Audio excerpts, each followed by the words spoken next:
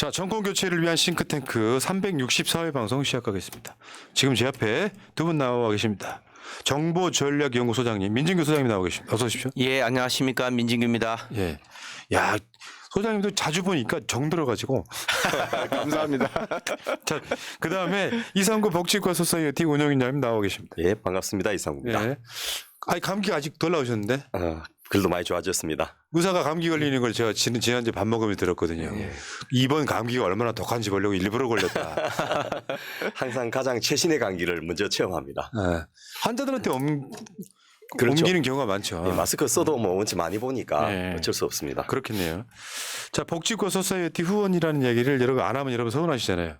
안 하실 거면서 내가 안 하면 이상하잖아요. 그래도 해드립니다. 복지과 소사이어티 후원 한 달에 10,000원씩만 후원하시면 02-327-2353 02-327-2353 전화하시면 전화 받으시는 분이 한 달에 10,000원씩 이체할 수 있게 도와주십니다.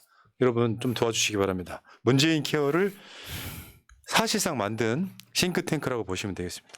자, 방송 시작합니다. 자, 지금 오늘은 충청도로 갈 건데 그 전에 보니까 분위기가 저기 선거를 앞두고 이제 이낙연 탈당한다 그러지. 그리고 이준석은 이미 탈당했지. 이합 집산이 이루어지고 있어요. 예. 그게 100% 나쁘다고 생각하지 않습니다. 그럼요. 예. 그런데 이게 이제 그 의도랄까 흐르는 과정을 보면 정치적 이득, 그러니까 국민의 이득이 아니라 자기들의 이득을 위해서 당 차려 나가는 건 좀 나가는 방식이 또 너무 비열하고 무엇보다 명분이 무슨 정책을 하기 위해서 또 무슨 정책을 안 하니까 나는 새로 창당하겠다 또 출당하겠다 이렇게 해야 되는데 그런 거 없이 이렇게 하는 걸 보고서 그야말로 이합집산이거든요. 여기에 국민들이 어떤 감동을 하고 지지를 보낼 것인지 의문입니다. 그러니까 이런 상황들이 지금 펼쳐지고 있는데 이걸 말씀드리는 의도는 뭐냐면 투표를 이합 집산해서 무슨 뭐 이렇게 썬데이 서울 보듯이 선거를 볼 게 아니라 진짜 중요한 건 공약일 수 있다. 예. 우리가 돈 주고 뽑았는데 공약뿐만 아니라 무슨 법안 발의 이런 거 거의 안 하고 지들끼리 모여가지고 아까도 보니까요. 이낙연 전 대표 상임위 출석률 꼴찌. 네. 실제로 이 사람이 뭘 했냐? 그러면 당대표, 당시 당대표로서 전체적으로 국가를 개혁하는 데 도움 됐냐? 그것도 아니란 말이에요. 근데 이상한 명분을 걸어갖고 민주당 나가서 윤석열을 유리하게 하겠다는 거잖아요, 지금. 예. 캐비넷이 열렸다라는 썰도 다양하지만은 그럼에도 불구하고 그 나이까지 민주당의 최고 핵심 역할로 계셨는데 저렇게까지 해야 되나 싶어서 안타깝습니다. 네, 맞습니다. 자, 이번 주에는 충남, 충북 이렇게 갈 건데 첫 번째 지역으로 가겠습니다. 서산 태안. 예. 이 서산과 태안이 선거구가 95년도에 서산군이 서산시로 통합이 됩니다. 그리고 96년도 제15대 선거부터 서산시와 태안군 선거구로 나눠졌고요. 완전히 개편됐습니다. 그 이전에는 서산시, 서산군, 태안군 이렇게 세 개였다가 시하고 군이 합쳐지면서 하나가 된 거죠. 그리고 여기가 막말로 유명한 성일종 의원이 이제 현역 의원을 하고 있는 그런 곳입니다. 전 눈에 띄는 게 옛날에 아나운서 변홍전 씨. 예. 명랑운동에 했던 예. 그분이 정치권 진입해서 국회의원 배지 2번 달았던 곳입니다. 그렇습니다. 그리고 현 성일종 의원의 형님 성완종 의원이 이쪽에서 국회의원을 했던 분이고 이분이 성완종 리스트를 발표하고 북한사에서 자살을 했지 않습니까? 그런데 그 리스트에 김기춘 비서실장이라든지 여러 가지 그때 당시 한나라당의 정치인들 이름이 쫙 있었는데 그 동생이 다시 한나라당의 후신인 새누리당으로 입당해서 당선되는 게 참 아이러니컬하기도 하고 안타깝기도 하고 또 여기 반발해가지고 성완종 전 의원의 아들은 아주 베트남으로 아버지 무릎을 파갖고 가버리고 이런 일들이 있었더라고요. 그러니까 성일종은 여러분들 최근에 기억나시는 게 오염수 핵 오염수 방류 거기 태스크포스 그거 위원장. 위원장인가 하면서 예. 실제로 오염수 방류를 막 도왔던 것뿐만 아니라 최근에 무슨 출판기념회인가 의정보고회 하면서 이재명 대표에 대한 또 막말을 하고 이런 굉장히 유명한 막말러인데 우리가 분노했던 거는 자기 형님은 그렇게 돌아가셨잖아요. 억울하게. 네. 이 사람이 출마해서 당선된 그 이유가 형님의 어떤 억울함을 풀기 위해서라고 했다면서요. 그러니까요. 그건 절대 하지 않고 예. 자기 그 정치적 이익을 위해서. 이익을 위해서 계속 저러고 있는 사람. 예. 그리고 그때 이분이 당선될 수 있었던 것도 그때 당시 현역 의원인 김재식 의원을 제치고 경선에서 그 승리해서 공천을 받았는데 그때 이제 그 친여 성향의 그 한상률 전 국세청장하고 그때 조한기 후보가 서로 경합을 벌이다 보니까 이 여권표가 분산되어서 그 아주 그때 1.8% 차이로 가까스로 이겼습니다. 그리고 이때부터 조한기 후보는 계속해서 아마 이번 4월 달까지 하면 그 세 번째 그 맞대결 하게 되는 그런 결과가 될 것 같습니다. 아이고. 자, 그러면 성완종 공약 이행 평가 한번 일단 볼까요? 일단 그거 말고 법안 발의부터 한번 볼게요. 예. 지금 법안 발의가 설명 좀 해주십시오. 성일종 예. 법안 발의. 예, 성일종 의원이 21대 대표 발의한 법안은 총 83건입니다. 가결 1건, 계류 59건. 20대 대표 발의한 법안은 총 51건 중에 가결 2건입니다. 20대, 21대 총 130건 넘는 법안을 발의해서 2건만 그 통과시켰습니다. 거의 뭐 의정 활동 안 했다 이렇게 볼 수 있을 것 같습니다. 21대는 가결 한 건, 예. 통과율 1.2%. 예. 아씨, 뭐 할까요 이분들은 막말 빼고 나면은. 그런데 이분은 그렇게 의정 활동은 열심히 안 하고 또 좀 있다가 지역구 그 공약 평가도 보면 거의 뭐 전부 하루 일관되는데 그래도 재선 의원인데 이 국민의힘 정책위 의장도 하고요. 새누리당과 자유한국당에서는 연이어서 원내 부대표도 했습니다. 아마 충청도라는 그 특이성 때문에 그렇게 되지 않나 싶은데 어쨌든 꽤 그 당 내에서는 요직들을 계속 거치는 그런 좀 특수한 경우인 것 같습니다. 권력 지향적에서 그런 거예요. 예. 막말을 계속하면서 주목받고 위쪽에 신임을 받으면은 그게 자기 출세길이 되는 예. 대표적인 사람이에요. 그러니까 예. 굉장히 악랄한 사람으로 저는 보는데, 그다음 민주당에서 조왕기 전 청와대 비서관 이게 박빙이었죠 저번 선거. 예, 지난번에 1.8% 정도 차이밖에 안 나는데 이분이 이미경 의원, 또 한명숙 의원, 최문순 의원 보좌관, 그리고 이창동 정동치 장관 보좌관 이렇게 갖고 문화관광상위원회 아주 고참 보좌관으로 유명한데 문재인 정부에서는 어전 비서관, 제1부속실 비서관 이렇게 해서 그 뭐랄까 상당히 중요한 역할들을 많이 해왔고 문화관광 정책에서는 뭐 저도 이분이 젊었을 때부터 그 보아왔는데 그 꽤 전문 보좌관으로서 이름을 날리던 분이었는데 지역구에서는 계속해서 그 19대 선거에서 떨어지고 19대 재보궐선거에서 떨어지고 20대, 21대 계속 한 4번 떨어졌습니다. 그리고 성일종 그 현 의원하고는 아마 이번 4월 달에 경선을 대결을 하게 되면 세 번째 맞대결이 될 것 같습니다. 이번에는 저는 가능성이 있다고 봐요. 예. 저쪽 심판 선거 어마어마한 바람 불 거예요. 맞습니다. 제가 봤을 때. 자, 성완종 공약 이행 평가로 가겠습니다. 예, 성완종 의원의 공약을 저희가 달성 가능성, 측정 가능성, 운영성, 합리성 뭐 다 이렇게 평가해 봤는데 모두 다 하로 평가됐습니다.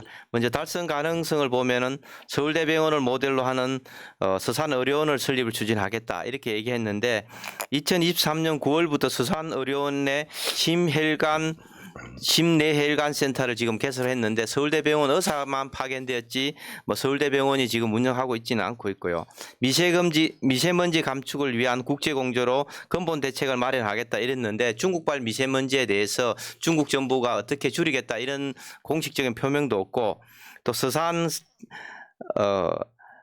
창리 마리나를 조성하겠다 이렇게 얘기했는데 2014년부터 지금 10년째 추진하고 있는데 사업자가 전혀 선정되지 않고 또 마리나 자체가 국민소득 5만 달러 넘어야 그 달성 가능한 그런 어떤 사업들이기 때문에 세 개 영역 모두 다 달성 불가능하다 판단돼서 하로 평가했습니다. 예, 예, 이분의 지역구 중에 하나인 태안군은 군 의료원이 아주 유명하고 여기 의료원장 하시는 분이 공보위 때부터 아주 활발하게 활동을 해가지고 그 군수가 찾아가서 설득해갖고 의료원장으로 영입을 해서 눌러 앉힌 분인데 서울대병원하고 상관없이 이분은 혼자서 그 지역에서 막 내시경 수술도 하고 엄청나게 많이 해가지고 서산 의료원보다 태안군 의료원이 더 인기 있고 지역 주민들의 의료 만족도가 높은 그런 것으로 나온 걸 보면서 이 그 허울뿐인 그 서울대 병원의 위탁 운영 이런 게 아니고 실제로 좋은 선생들을 모시고 그분들이 활동할 수 있도록 도와주는 것이 훨씬 유용함에도 불구하고 아주 극명하게 대립이 되는 그런 그러네요. 케이스로 우리 의료계에서는 좀 알려져 있습니다. 자, 달성 가능성 하. 예. 적절성 한번 보겠습니다. 탈원전 정책을 폐기해서 그러니까 원전을 다시 해가지고 깨끗한 공기 만들기를 하겠다라고 공약했는데 그 일단 원전을 다시 한다고 해서 공기 오염이 없어지는 건 아니고요. 그 여기 저 서해안 쪽에 그 공기 오염은 대부분 화력 발전소 때문입니다. 그리고 또 하나가 중국하고의 그 관계를 개선해 가지고 이쪽으로 미세먼지가 못 올라오게 해야 되는데 지금 현 정부가 중국과 외교 관계를 거의 단절한 수준으로 그 다운시켜 버리면서 그런 거는 전혀 시도도 못 하고 있고요.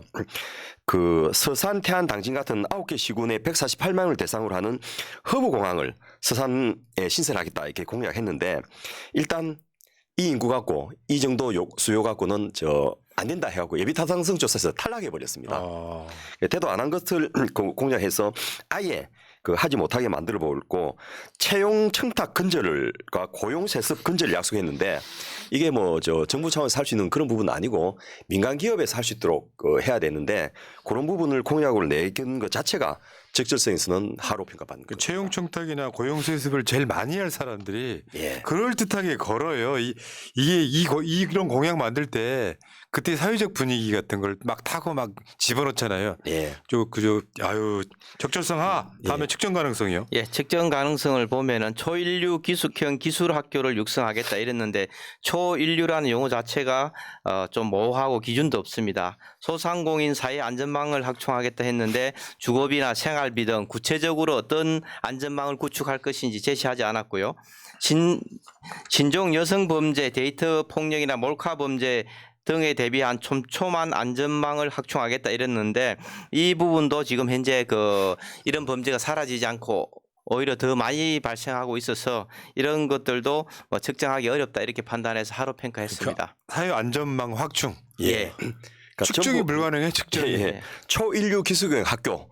그러면 뭐가 인류고 뭐가 인류인지 이런 기준도 없고 또 촘촘함 이런 식의 모호한 용어를 써가지고 그 공약이 달성됐다고 주장을 하고 싶은 거죠. 아예 네. 만들 때부터. 자, 운영성 보겠습니다. 예, 여기 그 대산항이 지금 석유화학이나 자동차 전자 부품 수출 기지인데 여기가 이제 중국과 거래가 줄어들면서 완전히 지금 그 쇠퇴를 겪고 있는데 이 성일종 의원의 공약이 환항해권 물류기지로 이 현재 화물철 6인 대산항을 그 육성하겠다 이렇게 했는데 윤석열 정부가 이 중국과의 관계를 단절시키는 이런 상황에서 끽소리도 못하고 그 이 자기 공약과 배치된 부분에 동의를 해주고 있고 그때 당시 또 청책이 의장까지 했었습니다. 또 양육비 불이행에 대해서 국가 책임을 강화하겠다 했는데 이게 이제 이재명 후보가 오히려 이걸 대선 공약으로 내고 국가 대지급 제도 대신 대신 국가 먼저 지급하고 나중에 구상권을 청구하겠다라는 것도 했는데 이게 국민의힘 반대로 법 제정도 안 되고 이런 상황이고 청년 스타트업 공제회를 신설하겠다 했는데 아직까지 임기 지금 두 달밖에 안 남았는데 아직도 신설은 안 되고 있습니다. 예. 이거 그냥 마음먹으면 할 수 있는 건데 왜 그렇게 안 하고 있는지 참 걱정입니다. 중간에 다시 한번 물어볼게요. 여러분들한테. 정치인들. 공약은 왜 합니까? 진짜 차라리 내가 만약에 출마한다면요. 그 지역에 치열한 거 딱 하나. 이거 무조건 하겠다 하고 끝낼 것 같아요. 차라리. 예. 아유. 자, 합리성 한번 볼까요? 예, 합리성을 보면 SOC 건설지 지역업체가 의무적으로 참여하도록 하겠다 이랬는데 지역업체의 시공 능력이라든지 뭐 이런 부분을 고려하지 않고 무조건 참여한다는 것 자체가 지역 토착 비리를 양산할 수 있는 그런 부분이 있고요. 농산물 가격이 하락되면 국가 책임을 강화하겠다 이런데 국가가 이런 부분까지 다 책임지기는 좀 어려울 것 같고 오히려 농업이라든지 농림부가 생산량이라든지 수요 조절을 해서 가격을 통제하는 게 맞다 이렇게 보여지고요. 국가금 분원을 유치하겠다 했는데 이미 335억을 투자하고 이미 지금 건설하고 있습니다. 근데 그 지역에서 뭐 관람객이라든지 이런 부분들을 유치해서 경제성을 확보할 가능성은 굉장히 낮다. 이렇게 좀 판단해서 합리성도 하로 판단했습니다. 야, 국립국가원 분원 유치. 자, 알겠습니다. 합리성 하이고요. 또 그 다음 지역으로 한번 가볼게요. 홍성 예산 선거구로 갑니다. 예, 충청남도 홍성군하고 예산군이 88년도 13대 총선 때부터 이 홍성군 청양군 선거구와 예산군 선거구로 있다가 요게 2004년도부터 홍성 예산군 단일 선거구로 통합이 됐습니다. 근데 여기가 여러분 잘 아시는 그 이왕구 의원이나 이회창 의원이 그동안 당선됐던 지역구인데 2004년도부터 홍문표 의원이 내리 4선째 지금 하고 있는 곳입니다. 야, 이 털을 잘 잡았네. 예, 그러니까 지금 우리가 보고 있는 곳이 굉장히 보수적인 곳들인 거죠, 지금. 그렇습니다. 그런데 충청도에서도 보수적인 곳. 예, 이 충청도 사람이 점잖고 또 자기 의사를 표현 안 한다고 그냥 4선째 하고 있지만은 도대체 지역을 위해서 뭘 했는지가 좀 의문스러운데 그 참아주는 것도 한도가 있지 이렇게까지 아무것도 안 하는데도 계속 뽑아주니까 이 지금은 유권자들을 무시하는 게 아닌가라는 생각이 들 정도로 공약이 아주 부실했습니다. 저 양반이 지금 충청도를 험지라고 했대요. 예. 아니 험질 수 있어요, 지금 분위기가. 예. 그러니까 뭐 지금 그냥 기성의 지금까지 선거를 봐왔던 분들은 국민의힘이 그래도 약간 좀 보수 쪽에 유리하다고 할 수 있을 텐데 예. 현재 분위기로 보면 충청 남북도 다 험질 수 있다. 예. 그런 얘기는 드리고 싶네요. 예. 뭐 본인이 그 알고서 한 건 아닌데 의도하지 않게 본인 말대로 돼버린 것 같습니다. 자, 이분의 저 법안 발의 한번 보겠습니다. 예, 홍문표 의원이 21대 대표 발의한 법안은 총 39건입니다. 사실상 많이 발의하지 않았는데 가결은 한 건입니다. 가결률 통과율은 2.6%고 20대는 38건을 발의해서 2건 가결해서 가결률이 5.3%, 19대는 35건을 발의해서 가결이 4건으로 11.4%입니다. 계속 지금 그 횟수를 거듭할수록 가결률이 떨어지고 실제 그 통과에 그렇게 노력하지 않았다 이렇게 볼 수 있을 것 같습니다. 그러니까 이런 분들은요, 그런 지역에 가면 그냥 토로 자리 잡고 있는 거잖아요. 이제 예. 국회의원 한 12년 하고 그러면 완전 토. 왜냐하면 예. 거기 지자체장도 자기가 다 공천하는 거예요. 그렇습니다. 예. 예.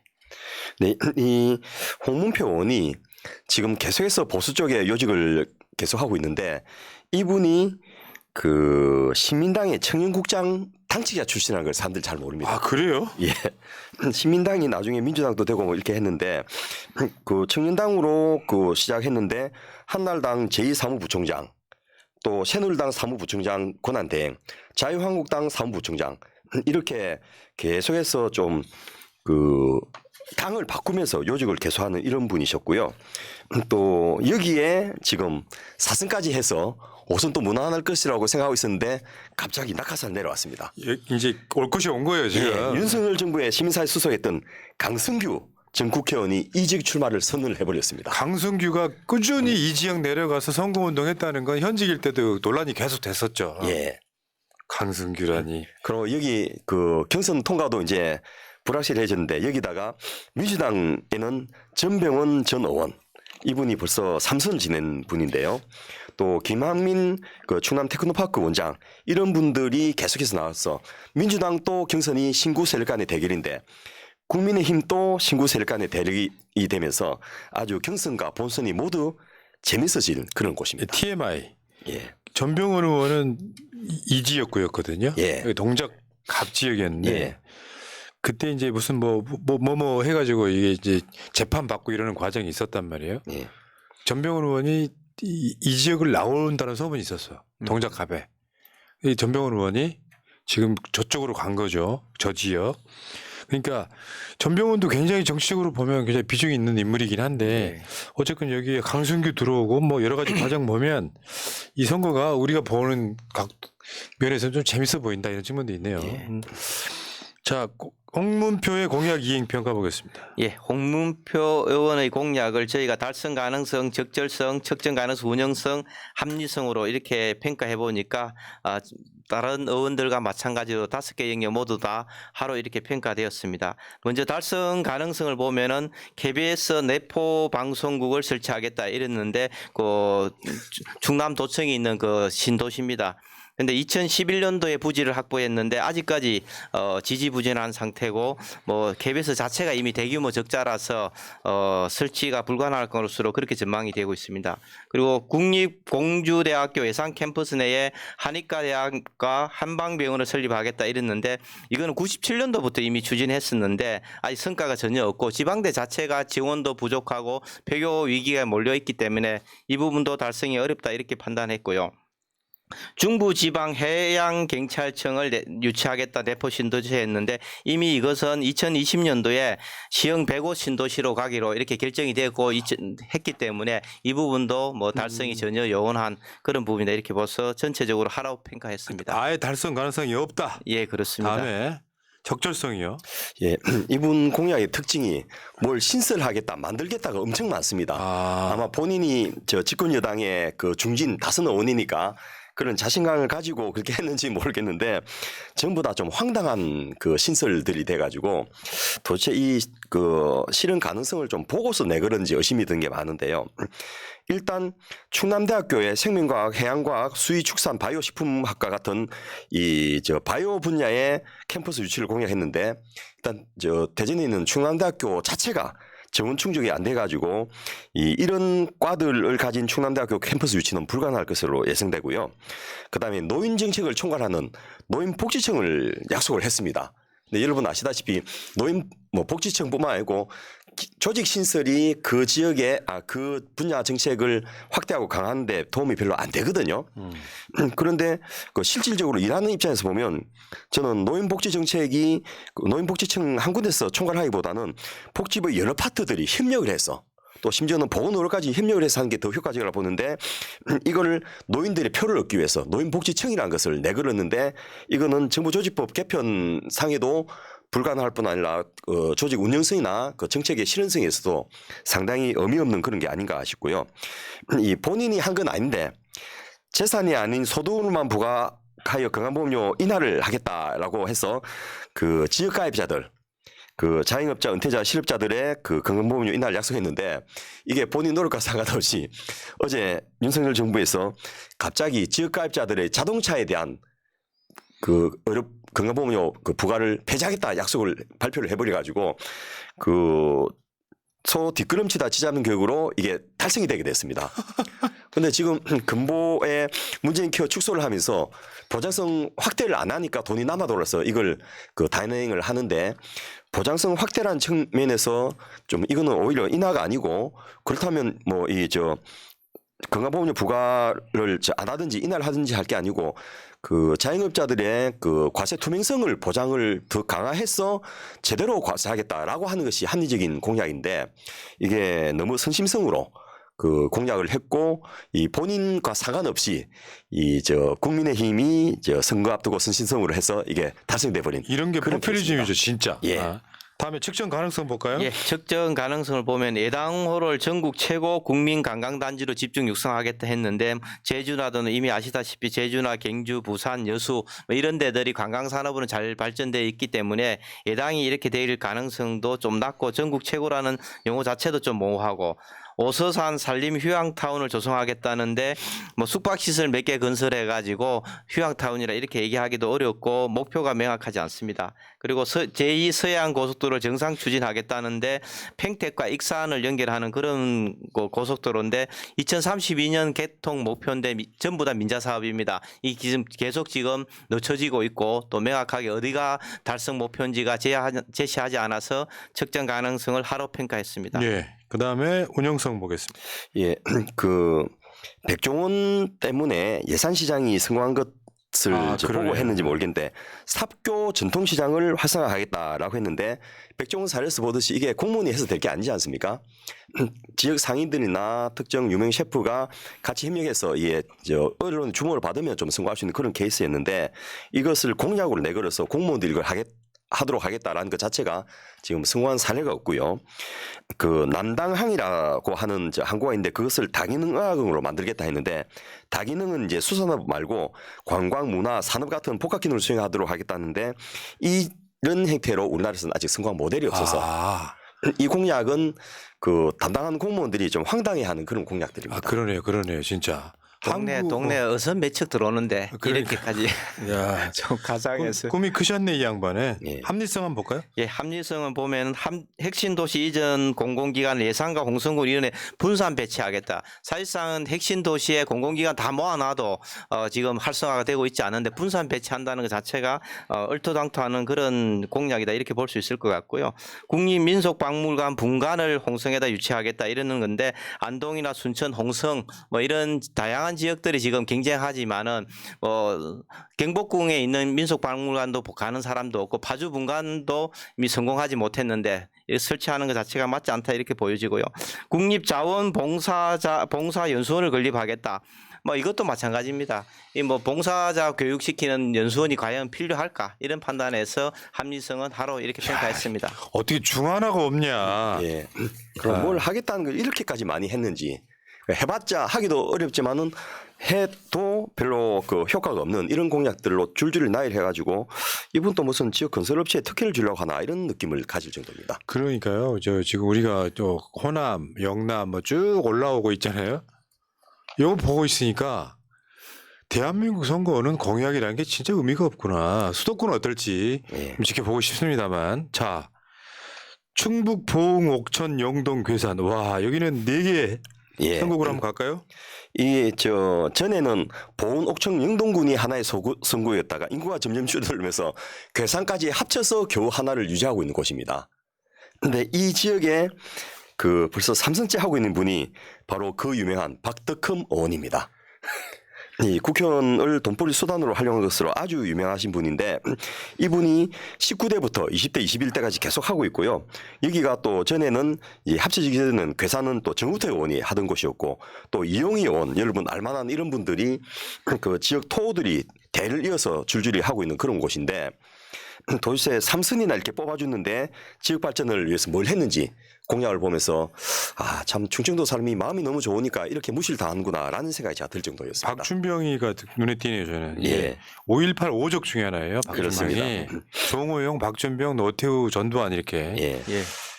자, 박덕흠 의정 활동 한번 볼까요? 예, 박덕흠 의원이 21대 대표 발의한 법안은 총 60건인데 가결 채권으로 5%, 통과율은 5%입니다. 20대 대표 발의한 법안은 총 63건인데 가결 7건으로 11%입니다. 이분도 마찬가지로 선수가 올라갈수록 가결률이 떨어지고 있다 이렇게 보여집니다. 초심을 잃었네, 이 양반. 근데 이런 거 있잖아요. 자기 가족 회사나 자기랑 관련 있는 곳에다가는 막 뭔가 열심히 하는데 자기 뽑아준 지역에는 그 공약도 못 지키는 정도면 이거 탈락시켜야 되는 게 맞지 않아요? 아주 이분이 그런 이 자리를 활용해서 돈벌이를 한 사례로 아주 국회의원들 중에는 성공적인 분으로 손꼽히는 분인데요. 국토교통위원회에 있으면서 국토교통부 산하의 그 기관으로부터 거의 1,000억에 가까운 사업 수주를 받았습니다.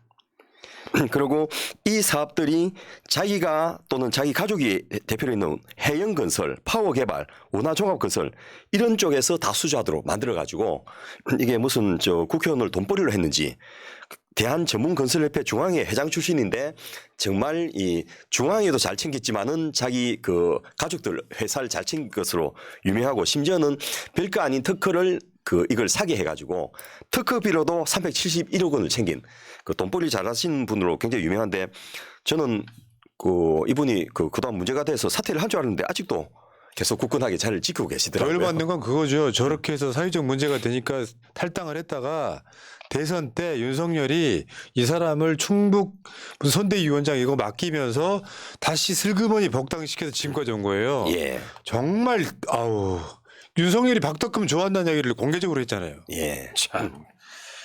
자, 이 지역에 지금 출마 예상자 한번 볼까요?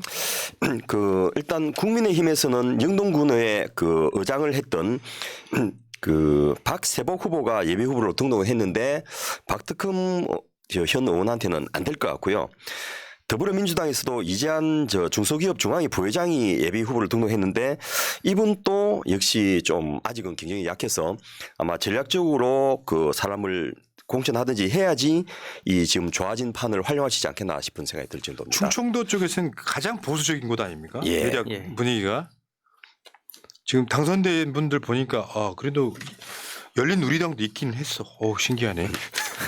자, 그러면 박덕흠 공약 이행 평가 한번 보겠습니다. 예, 박덕흠 의원의 공약을 저희가 달성 가능성, 적절성, 측정 가능성, 운영성, 합리성 뭐 이렇게 평가해봤는데 모두 다 하로 5가지 영역 다 하로 평가되었습니다. 먼저 달성 가능성을 보면은 돈 없어서 병원 못 가는 서름을 없애도록 하겠습니다. 이랬는데 이미 윤석열 정부가 문재인 케어를 지금 후퇴하고 있고 진료비를 지금 올리고 있어서 뭐 정반대로 가고 있는 그런 상태고요. 주거 걱정 없이 살 수 있도록 하겠다 했는데 뭐 아파트 분양가가 상승했다든지 전세 사기 대책도 마련도 제대로 하지 못하고 있고요.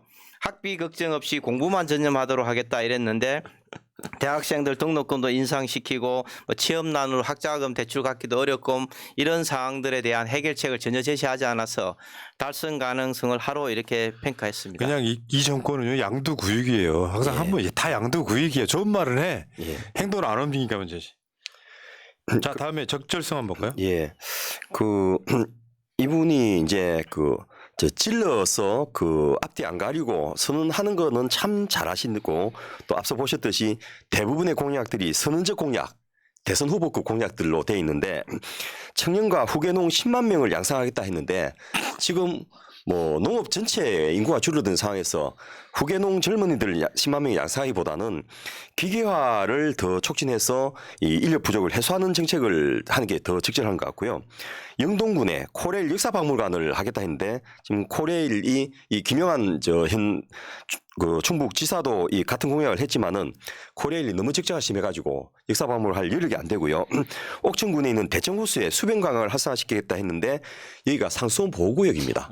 그래서 이 시행 자체가 불가능한 이런 공약들을 많이 내놓고 있어서 좀 이런 걸 검증도 안 하고 뭐 상대편 후보가 약하니까 아마 이런 식으로 해도 그냥 다 넘어간 것 같은데 그러네요. 예. 너무하다 싶은 생각이 들 정도입니다. 10만 명 이거는 그 율곡 이가 얘기했던 임진왜란 대비해서 10만 양병설 주장한 거 예, 그걸 패러디한 뭐 거죠. 모방한 것 같습니다. 예. 측정 가능성은 제가 한번 읽어볼게요. 예. 유전무죄, 무전유죄 없는 세상을 만들겠습니다. 이게 공약이고 노력한 만큼 대우받는 공정한 사회를 만들겠습니다. 이게 공약이에요. 와, 나 틀린 말은 아닌데 기분 나쁘다 이거 이상하게. 예. 그래서 이 지금 매니페스토 운동 뭐 이런 데서 하는 평가들은 이런 건 거의 다 공약 이행했다라고 나오기 때문에 그 평가 툴 자체를 앞으로는 좀 바꿔서 실제로 그러면 이것에 기준이 왜 없느냐 이런 걸 따지는 쪽으로 가야 되는 게 합리적이지 않나 싶습니다. 그래서 사실상 우리가 보면은 수사기관이나 사법 시스템이 우리나라 권력자나 부자들에게 좀 너무 편향적이고 또 학력이나 성차별 같은 이런 것들 아직까지 개선되지 못해서 사실상 공정한 사회를 뭐 측정하는 것 자체도 불가능하고 달성도 지금 현재 못하고 있지 않나 이렇게 판단을 해서 하로 평가했습니다. 예. 자, 운영성은 보겠습니다. 이 산업용 드론 비행장과 테스트베드를 이쪽에 구축하겠다 했는데 이 지역 자체가 지금 접근성이 낮았고 또 공간이 좁아서 이게 현실적으로 비행장으로 활용할 수 없는 그런 곳에 이런 남들 드론 다 이야기하니까 오늘 또 모 지역 시장을 만났는데 그 지역은 드론을 꽤 많이 했 상황이거든요. 그럼에도 불구하고 아직까지 드론 갖고 성공한 곳이 한 군데 없는데 여기도 뭐 우리도 드론 하겠다 이렇게 해가지고 다양하게 지금 공약을 했는데 현실적으로 산속에서 이게 시행되기는 불가능할 것 같고요. 대추 수출 다변화 이런 걸 또 공약했는데 이게 지금 식재료로만 나가고 있지 가공품으로 못 나가기 때문에 수출해봤자 별로 남지가 않고 있고 뭐 아무리 이쪽 지역에 보온이 대추가 많이 난다고 하지만은 이런 것들을 공약을 내거는 것이 과연 적절한지 또 영동군은 영동 와인을 해외로 수출하겠다 했는데 우리나라 와인의 인지도나 품질이나 이런 것들이 프랑스나 심지어는 중국 와인과 비교해도 경쟁이 없는 상황에서 이런 것들 공약을 내걸어서 정부가 주도해서 또 지방 정부가 주도해서 판매 활성화되는 것은 어렵지 않겠나 싶습니다. 자기 지역의 특산물은 뭐 어떤 식으로든지 뭐 해보겠다는데 노력하는 거 하나 없이 그냥 예. 산을 그냥 보내는. 예. 자, 다음에 합리성 한번 볼까요? 예, 청년모를 도입을 추진해서 청년 창업을 하겠다 이랬는데 청년 가게가 성공 사례가 거의 전무한 그런 상태고요. 구체적인 아이템도 없고요. 지역 인재 양성을 위해서 평생 학습 도시를 추진하고 있는데 2021년도 계산군이 평생 학습 도시로 지정됐지만은 뭐 지역 인재 양성의 효과는 그 의문적인 상황이고요. 청소년 희망센터를 건립을 추진하고 있는데 이미 완료가 했습니다. 그런데 지역에서 뭐 빼빼로 만들기 이런 걸 한다든지 농구 1대1 농구 가르친다든지 이런 프로그램을 한다는 것 자체는 정말 건물을 만들 필요가 없었던 건데 이런 부분에서 합리성이 예산 낭비 사례다 해서 하루 이렇게 평가했습니다. 합리적이지 않다. 예, 인구가 그렇습니다. 줄어서 그냥 그 학교 빈 교실을 활용해서 해도 되는데 굳이 건물을 지어갖고 이렇게 할 필요가 있냐는 거죠. 자, 알겠습니다. 여기까지 하시고 하나 더 마지막 한번 갈까요? 충북 청주 흥덕 선거구.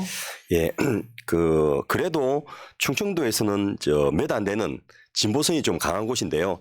저희가 앞서 세 지역이 전부 국민의힘 그 의원들만 다뤘던 이유가 이쪽 지역에 국민의힘 당선자들 너무 많기 때문에 그 배치를 하다 보니까 충남 둘, 충북 둘 이렇게 하다 보니까 국민의힘이 많았던 건데 어쨌든 저희가 최대한 형평성을 맞추기 위해서 민주당이 의원을 있는 이 진보성에 강한 곳을 그 청주시 흥덕구를 선정을 해봤는데 여기가 청주시와 청운군이 통합돼서 통합 청주시가 출범하면서 16대 2016년 20대 총선부터 그 청주시 전체 지역구로 되고 청주시 흥덕구 을이 청주시 흥덕구 선거구로 개편되는 그런 곳이고 흥덕구 갑 흥덕구 을이 그 나눠졌다가 다시 그 흥덕구 갑은 서운구로 개편돼서 이렇게 왔다 갔다 좀 했는데 어쨌든 청운구는 또 구로 따로 그 변경되고 이렇게 해서 상당구는 또 그대로 유지되고 있는 이런 곳인데 여기가 노영민 의원이 내리 3선을 했던 곳입니다. 청와대 비서실장 했던 예. 바로 그분. 그리고 노영민 의원이 19대까지 하고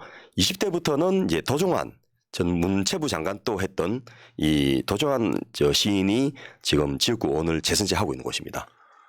자, 그러면 도종환 의원의 법안 발의 한번 볼까요? 예, 도종환 의원은 21대에 총 72건을 대표 발의해서 13건이 통과해서 통과율은 18%입니다. 지금 우리가 한 것 중에 통과율이 제일 제일 높은 높습니다. 예, 그렇습니다. 예, 가장 높습니다. 13건이나 가게 시켰다. 예, 국민의힘들은 1% 2%밖에 안 되는데 뭐 상당히 높다 이렇게 볼 수 있는데 20대에는 30건을 발의해서 한 건만 가결되고 3.3%, 19대에도 35건을 발의해서 4건만 가결해서 11% 이렇게 해서 좀 약간 들쭉날쭉하다 이렇게 볼 수 있을 것 같습니다. 어쨌든 간에 통과율이 21대 때는 18%. 예. 요거는 좀 인정해 드릴게요. 예, 근데 예. 문제는 통과된 법안이 전부 문화 관련된 법안만 돼 있어 가지고 물론 국회의원이 또 어떤 특정 한 분야를 열심히 하는 건 좋은데 너무 이쪽에만 치우쳐서 좀 아쉬움이 있는 그런 것이었는데요. 문제는 이쪽 지역이 그 앞으로도 계속 뽑아줄 수 있을지가 좀 의문이 된다는 겁니다. 왜요? 왜? 지역 활동을 거의 안 하셨어요. 지역 민심이 별로구나. 예. 그 여러분 잘 아신 대로 이분이 이제 접시고 당신이라는 그 시인으로 유명하지 않습니까? 그리고 덕산중학교 교사 생활을 오래 했고 민해총회 충북지회장 문화위원장 이런 걸 했고 정교조에서도 청주 지부장을 그 하시고 또 제7대 문체부 장관 또 한 아주 입시적인 분이신데 이분과 대립해서 이번에 국민의힘에서는 김동원 전 아시아투데이 부사장이 예비후보로 등록했고 또 김정복 충북도의 의원 또 현 청주시 흥덕구 당위원장 또 예비후보를 등록해서 그 국민의힘 쪽에서는 그 외에도 뭐 송태영, 김학도 같이 여러 그 김학도 전 차관입니다. 이런 분들이 치열하게 경쟁하고 있는데 과연 이 그 전 장관님의 지역구 활동 정도로 이분들과 경쟁을 할 수 있을지 좀 안타까운 상황입니다. 그러니까 이 당이나 저 당이나 많이 몰려들면 이 지역에서 별로 민심이 안 좋다는 뜻이에요, 그냥. 예. 어떤 사람은 진짜 막 사회적 지탄이 되고 있는데 그 지역 확고하게 지키고 있는 사람들은 지역에 출마를 거의 안 하잖아요. 예. 자, 도종환 의원의 공약 이행 평가 한번 볼까요? 예, 도종환 의원의 공약을 달성 가능성, 적절성, 측정 가능성, 운영성, 합리성 이렇게 평가해 보니까 전부 다 마찬가지로 하루 이렇게 평가되었습니다. 달성 가능성을 보면은 2030년 아시안 게임을 유치하겠다 이랬는데 이미 카타르 도하로 이 개최가 확정되었고요. 오송을 세계 3대 바이오 클러스터로 조성하겠다 했는데 세계 3대 바이오 클러스터는 미국 보스턴하고 싱가포르, 아일랜드가 되어 있습니다. 그런데 글로벌 제약 기업들을 유치해야 되는데 오송에 하나도 없습니다. 국내 제약 기업조차 가지 않고 있는 그런 상황이고요. 국민 입법 발의제를 도입하겠다고 했는데 관련 법안도 제출하지 않았습니다. 그래서 달성 가능성을 하루 이렇게 평가했습니다. 이거 중요해요. 뭔가 본인이 공약을 내거셨으면 여기에 대해서 노력은 해봐야 되잖아요. 예. 그게 없다는 게 좀 안타깝네요. 자기 관심 분야에 있는 문화 쪽으로만 쭉 하셨고 그 오송은 이제 오차와 더불어서 우리나라 이 바이오 단지로서 굉장히 유명한 곳인데 문제는 전부 중소기업 정도만 있지 거대 기업이 하나도 없습니다. 아. 국내 대기업도 유치 못한 상황에서 세계적인 바이오 클러스터가 되려면 다국적 기업을 유치를 해야 되는데 그런 인프라는 전혀 없고 또 그걸 위한 노력도 안 하셨다는 예. 거죠. 자, 적절성 한번 보겠습니다. 예, 청주 산단의 휴팹 공장을 리모델링해서 벤처와 창업 인큐베이터를 조성하겠다 했는데 일단 휴팹한 곳을 리모델링 한다는 것은 뭐 지역 주민들 입장에서는 다시 활성화시키겠다는 희망을 줄 수는 있겠지만은 전용 시설을 확보하고 집적을 해야지 효과가 있는데 기존에 있는 이런 공장들을 리모델링 해가지고 과연 시너지가 날지 특히나 이런 쪽에 있는 업체들은 새로운 기계, 새로운 생산 설비 이런 게 중요한데 리모델링으로 가능할 것인지 또 스마트 클린 도시 시범 사업을 위해서 미세먼지 차단 숲 조성을 공약했는데 이거는 숲을 조성하기보다는 가로수 관리를 강화해서 예를 들면 대구가 가로수 관리를 잘 해가지고 대구 전체 온도를 2도 이상 낮췄다는 그런 보고들이 이미 나와 있지 않습니까? 그러면 청주 같은 데도 그 무심철이라든지 이렇게 굉장히 좋은 환경이 많이 있기 때문에 그런 데를 가로수를 한 줄 더 심는다든지 이런 식의 노력을 하는 것이 훨씬 효과적이고 비용도 절감되는데 새로운 숲을 조성하고 시범 사업을 하겠다 이런 것들은 좀 맞지 않지 않겠나. 그리고 청년 특임 장관을 신설하겠다라는 것도 공약을 했는데 본인이 장관 해보셨지 않습니까? 특임 장관 신설을 한다고 해서 청년들에 위한 정책이 되는 게 아니거든요. 청년 일자리 또 청년 교육에 대한 지원 강화 이런 것들이 더 유용한데 조금 생생내 있는 앞서 뭐 노인복지청과 마찬가지인 그런 공약이 아닌가 싶습니다. 예. 그다음에 측정 가능성으로 예, 갑니다. 측정 가능성을 보면은 국회의원 불출마에 대한 제재를 강화하겠다 이렇게 얘기했는데 지금 현재 출석 안 하면은 하루 일당인 31,360원만 못 받지 그 전혀 특별한 제재가 되고 있지 않고 있고요. ILO 기본 협약 비준 및 헌법상 노동 기본권 보장을 실질화하겠다 이랬는데 강제 노동 폐지는 우리가 비준하지 않았습니다. 그래서 강제 노동을 할 수 있는 그런 상황이고 정규직 고용 제도를 제도화해서 사회적 정의를 실현하겠다 이랬는데 관련 법안도 제출하지 않았고 아직 비정규직 고용이 만연해서 적정 가능성이 하다 이렇게 판단했습니다. 예. 참. 그럼 국회의원이 한 명당 보통 그 세비 지원과 그 활동비 보좌관 9명 인건비 포함해서 10억 이상 들어가는데요. 하루 결석하면 31,360원 깎는 거로는 이분들을 움직이게 할 수 없다는 거죠. 그리고 이분들을 활동을 더 강하게 하기 위한 어떤 제재 조치를 하기보다는 평가 제도를 강화하는 것이 훨씬 더 효과적인데 고양이 목에 방울 달기인지 그런 것은 전혀 언급을 안 하고 있습니다. 알겠습니다. 자, 운영성으로 가겠습니다. 이 낡은 학교 시설을 미래형 스마트 학교로 탈부금하겠다라는 게 지난 문재인 정부의 공약이기도 한데 이 학교를 스마트하게 바꾸는 것은 학교 시설이나 하드웨어가 아니고 교수법, 교재 또 교육 프로그램 같은 소프트웨어가 더 중요한데 이런 부분을 모르고 계신지 아니면 간과하고 계신지 이런 공약을 내걸어서 운영성이 실제로 그 지방교육청 같은 데서 이걸 한들 교육이 스마트해지지는 않을 것 같고요. 구도심 상권 활성화 이게 여러분 앞서 여러 지역에서 많이 봤지 않습니까? 성공 사례도 없을 뿐 아니라 그 구도심을 공무원들이 활성화한 것도 사실은 불가능했고 을을 지키는 공정한 경제로 경제 성장의 토대를 구축하겠다. 이것도 사실은 이 대기업의 갑질을 근절하는 게 더 우선이고 공정 거래를 강화하는 게 우선이지 공무원들한테 이거 시킨다 해서 실현되기는 어려운 공약이 아닌가 싶습니다. 자, 마지막 합리성입니다. 예, 합리성을 보면은 아시안 게임 유치를 위한 충청권 강력 교통망을 구축하겠다. 이미 아시안 게임 유치를 실패했기 때문에 강력 교통망을 구축할 필요성도 낮고요. 지역 인재 의무 채용 비율을 명시한 지방대 육성법을 발의하겠다. 사실 이게 뭐 싱가포르 같은 경우라든지 말레이시아나 이런 나라들이 제법 많이 도입하는 그런 사례들은 있긴 하지만은 기업들한테 의무 채용을 강제한다 해서 이 자체가 지방대가 활성화될 가능성도 없고 또 지역 인재의 질을 높이는 게 우선돼야 이렇게 돼야 된다 이렇게 좀 판단이 되어지고요. 직장인 사회적 약자를 위한 방송통신대 야간 로스쿨을 도입하겠다 이런 얘기하는데 로스쿨 학비 자체가 너무 비싸고 변호사 시험 합격률도 낮아가지고 야간대나 방통대 나와갖고 변호사 시험 합격할 가능성도 없기 때문에 합리성도 없는 그런 네. 공약이다 이렇게 판단했습니다. 아이고, 참 민주당은 뭔가 다를 줄 알았지만 지역은 다 똑같네요. 솔직히. 예. 호남도 가보셨잖아요. 다 똑같아. 예. 자, 그러면 이게 오늘 종합. 예.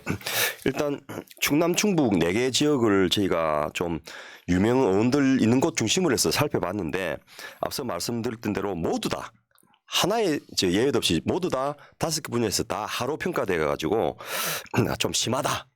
그리고 이 너무 지역 주민들에 대해서 무성의하다 이런 느낌을 제가 받았는데요. 지역으로 갈수록 공약이 중요하지 않다 이렇게도 볼 수 있어요. 그렇습니다. 서산 태안의 성일정 의원은 앞서 보신 대로 무슨 창리 말이나 서산 민항 이런 것들 진시성 그 공약에 지중돼 있고 그 소상공인 안정망, 여성 안정망 같은 현실과 거리가 먼 구체적인 실현 방법도 없는 그런 공약으로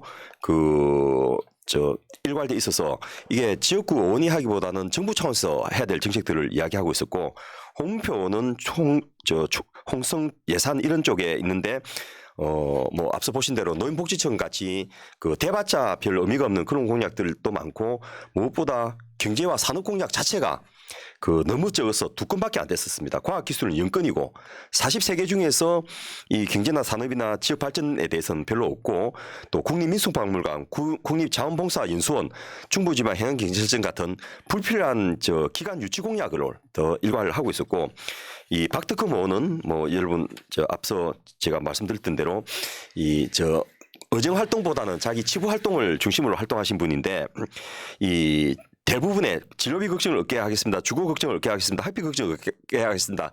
이런 공약보다는 그 구호성 공약을 제시했고 정치적인 그런 내용들을 하면서 실제로 지역에 도움이 될 것들은 거의 연구도 안 하고 제시도 안 하고 이런 상황이었고 마지막으로 도종환 의원 역시 그 53개 공약 중에서 과학기술 2건, 경제산업 9건을 제외하고는 모두 사회복지 공약만 하고 있는데 몇 개 안 되는 공약들도 그 실현을 하기 위한 구체적인 노력이나 그 내용은 없었고 또 뭐 지역 인재 채용, 야간 로스쿨 같이 사회적 약자를 보호한다는 공약을 세워서 슬로건은 좋았는데 그 법안 발의도 안 하고 정책 추진도 안 하고 또 특히 아시안게임 유치나 이런 것들은 뭐 본인이 노력해서 실패했으면 어쩔 수 없겠는데 노력을 했다라는 증거를 저희가 찾기가 어렵습니다.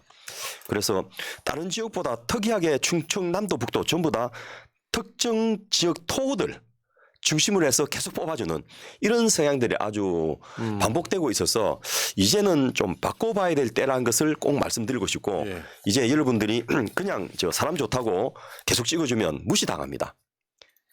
그래서 이제는 왜 도대체 당신 4년 동안 뭐 했느냐라는 청구서를 좀 내걸어야 될 곳, 아주 절박한 곳들이 바로 충남 충북 지역이 아닌가 싶습니다. 최소한 한국 사회에서 총선 같은 선거에 공약 보고 찍지 않았다는 결과물이에요. 저는 이렇게 예. 봅니다. 그러니까 이제 뭐 저쪽이 나쁜 당, 이쪽이 좋은 당 뭐 이런 개념으로만 찍었기 때문에 내 삶의 질은 올라가지 않았고 그 선거가 70년 넘게 이렇게 진행이 되어 왔기 때문에 지방이 더 열악해진 거죠. 예. 현실적으로 보면 예. 지금 어느 지역을 가나 구도심 이야기 나오고 거기 공동화 나오고 예. 신도심 나오고 풍선효과처럼 여기 누르면 저리 가고 막 이런 예. 그러니까 똑같은 상황이 해년마다 계속 반복되는 그런 느낌이었어요. 그러면서 더 악화되는 예. 뭐 이런 상황들이 일어남에도 전혀 좋지는 안 되고 그런데 예산은 뭐 각 시군마다 거의 8천억에서 1조씩 매년 쓰고 있거든요. 70년 동안. 그러니까 그런데도 더 나빠지는 거죠. 인구는 절반으로 줄어들고 앞으로 10년, 20년 지나면은